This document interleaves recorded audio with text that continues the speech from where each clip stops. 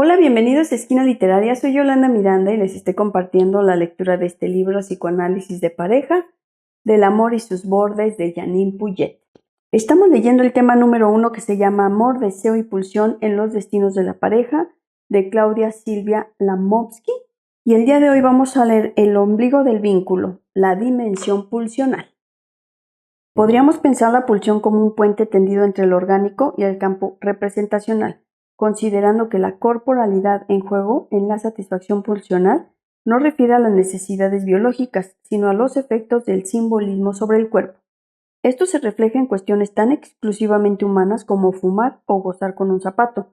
En la órbita del principio del placer, el camino de la tendencia hacia el objeto atraviesa la organización significante y ya en ese tránsito mismo se articulan formas de satisfacción. Desde una pretendida naturalidad, este es un camino trastocado. El mundo de los objetos humanos puede tener tal nivel de exuberancia como para que una canción dedicada a la pérdida de un unicornio azul guarde la capacidad de estremecernos.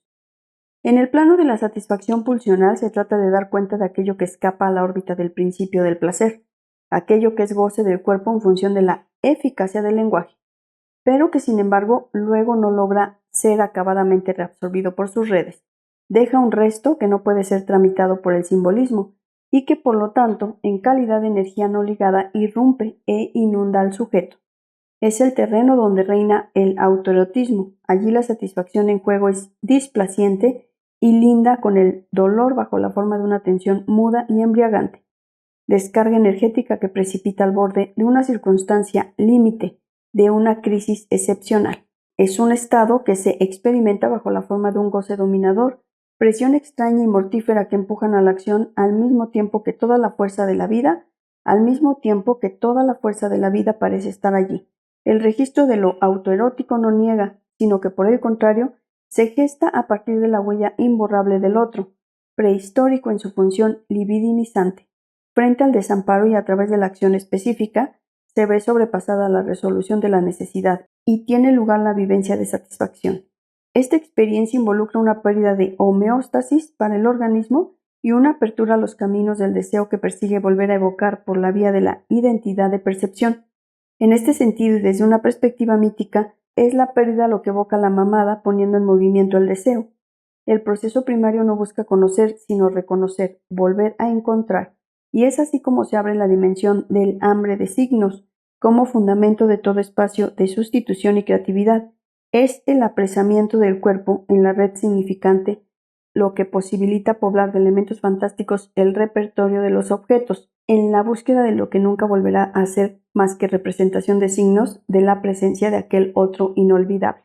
En este recorrido va decantando como resto traumático de la relación primordial un núcleo inasimilable, imposible de ser simbolizado, que siendo inherente a la pérdida de objeto orientará desde su marca la búsqueda del sujeto y sus elecciones, pero delineando sus añoranzas en función de un reencuentro siempre fallido.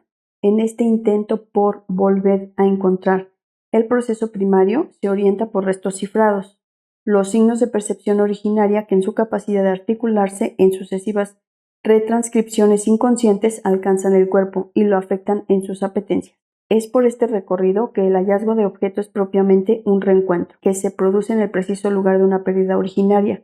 Los caminos del deseo resultan comandados desde este núcleo inabordable y se dirigen hacia el objeto mediante rodeos, porque solo es posible tener acceso a lo que se perfila como sus coordenadas de placer. Estas van a funcionar como guías que posibiliten reconfortarse con sustitutos, y serán los soportes de las estructuras fantasmáticas, aquellas escenificaciones imaginarias que le darán consistencia y recubrimiento a la dimensión real del cuerpo y del objeto, verdadera causa del deseo que se proyecta hacia el encuentro. Si, como afirmó Freud, las pulsiones son nuestros mitos, es porque en tanto representantes de la sexualidad en el inconsciente dan lugar a que se mitifique lo innombrable, y es a partir de allí que el deseo puede llegar a reproducir una y otra vez, por vía sustitutiva, la relación con el objeto perdido. Cuando una mujer se constituye en objeto para el deseo de un hombre, esa dimensión larvaria, opaca, oscura, ese oscuro objeto del deseo, tiene eficacia y logra resonancia con aspectos que a nivel de la relación van a operar a la manera del resto diurno. Retomemos el texto antes mencionado. donde se afirma que las pulsiones plantean exigencias elevadas al sistema nervioso y lo mueven a actividades complejas que modifiquen el mundo exterior para satisfacer la fuente interior del estímulo. Se advierte que entre las múltiples actividades complejas que podrían desplegarse se encuentra el armado de la trama relacional y en especial la vida amorosa, entretejiéndose en los repliegues del ombligo, la cotidianidad de una pareja considerada como un organizador de los encuentros, de los ritmos y de modalidades arcaicas de relación. Resulta un buen ejemplo. Al explorarla, podríamos trazar el mapa de sus caminos para la satisfacción pulsional, su modo de encauzar la sexualidad, cómo han resuelto la conformación de una vivienda con su particular distribución y jerarquía de espacios y rincones, la circulación de suministros en el más amplio espectro, incluidos permisos y restricciones, la modalidad que adopta el ritual de la comida, lo que depositan en el orden y la limpieza, el encuentro de los cuerpos en la intimidad, cómo organizan el tiempo libre, etc. Ella, de repente a él le agarró el apuro y me empezó a hinchar y que dale, que vamos a llegar tarde por tu culpa como siempre. Cocíname algo rápido, ¿no ves que en esta casa nunca hay nada? Ya había estado 2 días en reposo porque había tenido pérdidas y como todavía no había nada preparado me puse a correr por la cocina. Cuando le serví la comida me dijo que era una porquería, que no tenía gusto a nada y la tiró a la basura y se puso a cocinar él, diciendo que ya era tarde y que por tan poco no iba a venir a la sesión. Entonces yo le dije, bueno, pero entonces vos la noche aquí no entras. Y él me contestó que eso era lo mejor porque él a mí no me quería y lo peor es que iba a tener un hijo que él tampoco quería.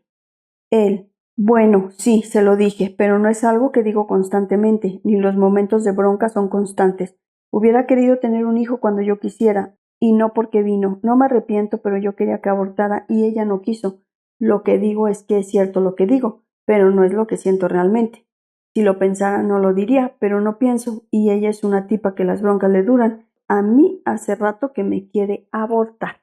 Me interesa especialmente destacar cómo decantan en función del mapa que van delineándose algunas formas de goce que son específicas a cada vínculo. Estas resultan aptas para orientarnos acerca de las determinaciones inconscientes que constituyen su piedra basal, que involucra aquellos niveles de determinación propios de un inconsciente irreductible. A su alrededor se tejerá una fantasmática, una suerte de apoyatura de identidad para la relación un nosotros, que opera tanto para favorecer esas formas de goce como para atemperarlas. La heterogeneidad de ingredientes que dan consistencia al vínculo, amor, deseo y pulsión, no son fáciles de entramar, porque a su vez giran alrededor de formas heterogéneas de la falta.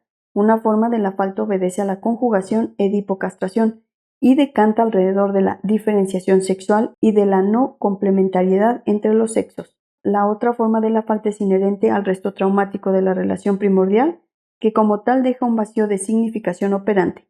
Este resto insiste en su fuerza de atracción a la manera de un imán, y es por la actividad de bordearlo de significantes que cobra eficacia el mito del objeto perdido del deseo, verdadera tentativa de articular la exigencia pulsional con los recursos simbólicos, como modo de alumbrar vías de satisfacción más ricas y complejas. El lazo amoroso se presenta como espacio posible de tramitación, precisamente porque en el objeto de amor se conjugan ambas formas de la falta. Desde estas consideraciones también es posible deducir que en el terreno de la relación amorosa, el apremio de la exigencia pulsional tiende a degradar la vida erótica, si en su insistencia no logra articularse al proyecto deseante, desemboca en una modalidad gozosa, que atenta contra la posibilidad de diversificar matices en el armado de la trama vincular. Esto afectará particularmente a aquellos resortes que operan como espejo de identidad, dando lugar a la dimensión de un nosotros narcisista o bien en contraposición a la perspectiva anteriormente planteada.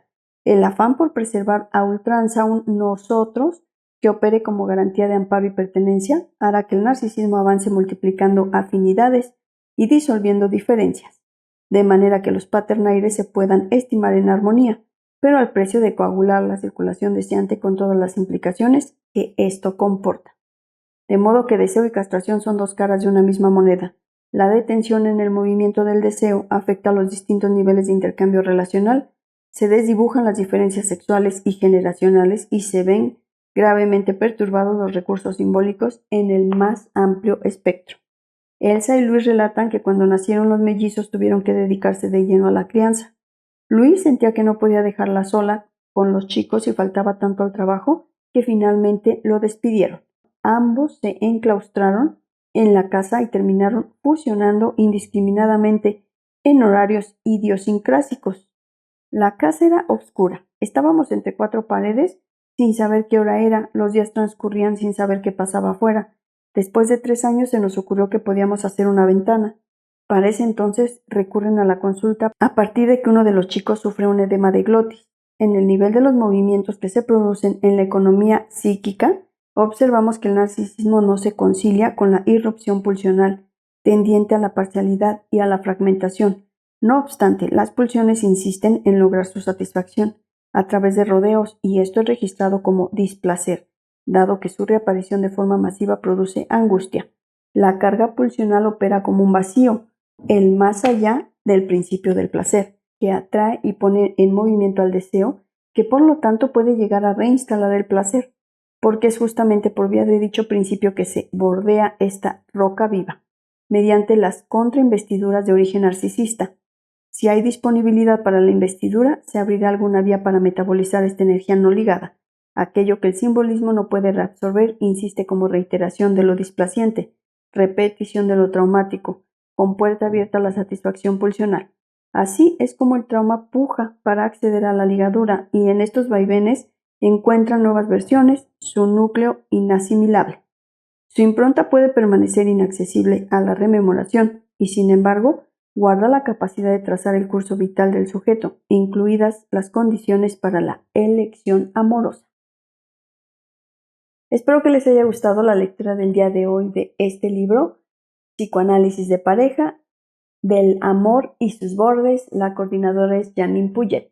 Los espero el próximo jueves para continuar con esta lectura. Muchas gracias por escuchar.